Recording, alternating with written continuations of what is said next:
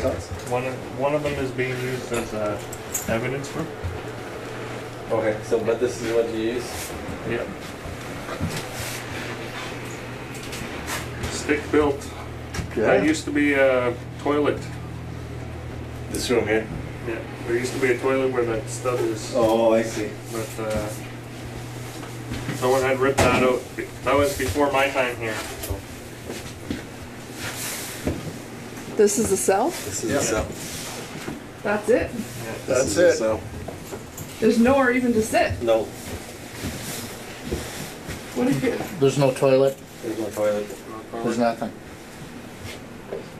There's not even a light in here.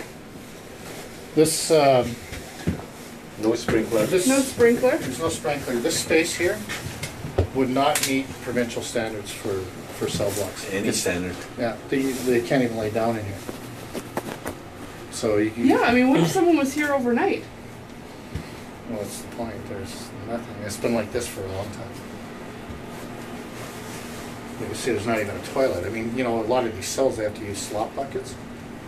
So the officers, you know, if they don't have toilets, it's a bucket, that's what people use, and then the officers have to empty that. But I mean, there would be some that say, you're the chief of police. Why do you let this happen? Why not bring in a bed or bring in a toilet and just mandate, just find the funds from somewhere? It's the find the funds to actually do it, but I mean, quite frankly, this is totally unacceptable. We don't want to have people in these cells. It's inhumane. I mean, that's why we're trying to get new detachments and proper cells for people. Well, and the alternative seems to be, you know, officers putting prisoners in their cars, and we've seen what's And that happened. happens. That happens more often than not.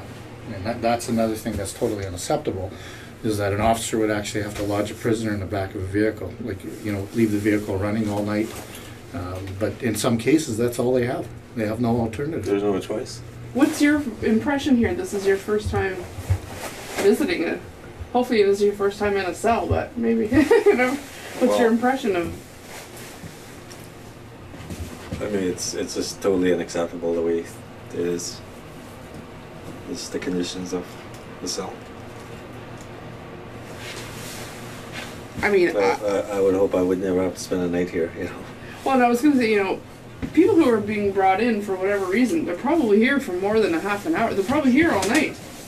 I mean, do you have people that are having to sleep in these cells? Well, there would be, but I mean, you know, even the fact that this is just plywood, okay? There's a fire hazard here. I mean, most cells in any police station are either cement, tinder block, or have some kind of metal lining within the cell so they don't have that hazard, but you don't even have a sprinkler system in here. So it really, but look at the size of this. This is totally unacceptable. Yeah. By our Canadian standards, this is totally unacceptable to actually lodge people in this type of facility. And the door? The door should not be there. This kind of door? Like this? Yeah. What do you mean? It's a hazard. People that can It's a hazard, 'cause strangle themselves with, you know. Canada and the province have given us money to replace some of our more tired detachments. So that is underway. Unfortunately, it's taken too long to actually get it done. But I don't think you can sit back and say that, you know, we've given you money, it's how you use it. First of all, we're not allowed to actually own anything. Because of the government rules, we can't own infrastructure, so the detachments are actually owned by the bands. So the government has to enter into agreements with the bands to have that infrastructure made.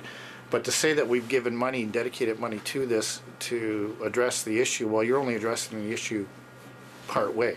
If you're going to address it full way. You know, like go wholesale and replace these detachments, make them come up to the same standards that any police service in the province of Ontario, with its municipal or the provincial police, you know, have them at the same standards, and there's no reason why that shouldn't happen.